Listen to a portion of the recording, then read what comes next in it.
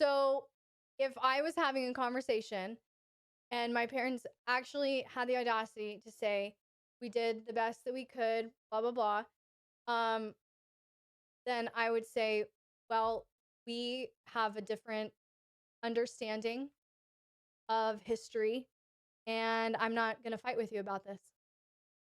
So are we done? Yeah, that's it. Because what is there to say? If someone is set on misunderstanding you, don't try to correct them. If someone is determined to misunderstand you, let them, because you're not going to be able to correct them anyway. And if that person is already character assassinating you, smear campaign, gaslighting, minimizing, they don't see you and they don't really care to see you. Right? So what if someone else says that about your parents? It depends on who that other person is. Like, if this is this like a really close family member that I'm really, really connected to? Is this a really good friend? Is this a flying monkey of the narcissist? Like, I would have to know who I was in conversation with, because the boundary is going to change. The boundary would really change, but essentially it's very similar.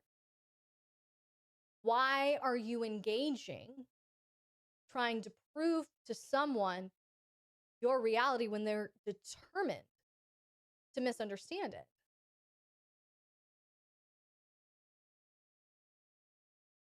It always feels like you have to have a solid defense. Well, that's what they do.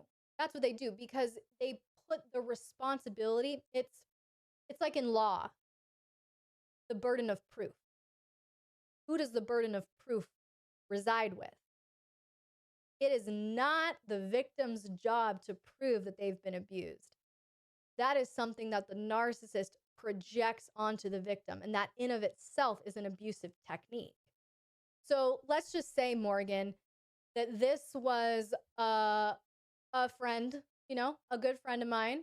She and I are talking, chilling out. She didn't have a narcissistic background, right? So she doesn't have my perspective, and we're just in casual conversation, and she's like, I know that you aren't really, hanging out with your parents. You don't really have a relationship with your parents, but I just hung out with my mom this last weekend. I would really love that for you too.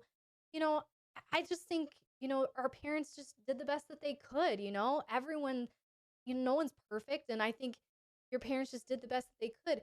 You have to determine, what was the motive? Was it malicious? Like, that's another part of the boundary setting. And so if at that point you really value this friendship with this person, but that conversation is off limits for you, then I would just very simply tell that friend, I hear your heart and I really appreciate that. And I'm so glad that you have a great relationship with your mom, but I don't. And I don't agree with you that they did the best they could. And I honestly don't really want to get into this with you. I think that our friendship doesn't need to go into this territory. So in the future, could we just not talk about my parents? Is that cool with you? Like, it can be very soft and sweet, You'd be like, hey, I'm not willing to talk about my parents with you going forward.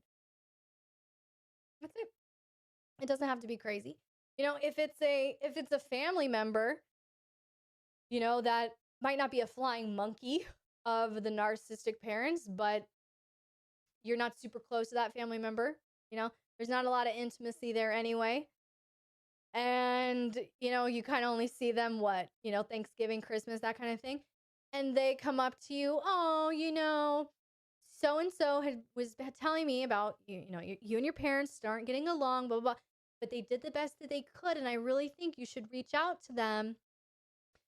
Then again, you have to evaluate, what level of relationship do you want with this person?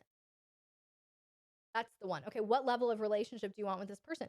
Because again, boundaries do not protect you from connection, they protect you for connection. So, what level of connection do you want with this person? You have to determine that.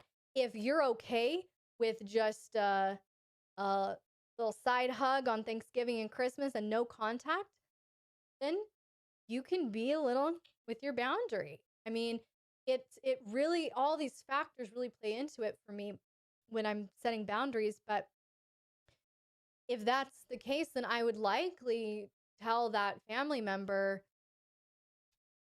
we're done. I'm I'm not willing to engage in this conversation with you. And if you try this again, I will just walk out of the room.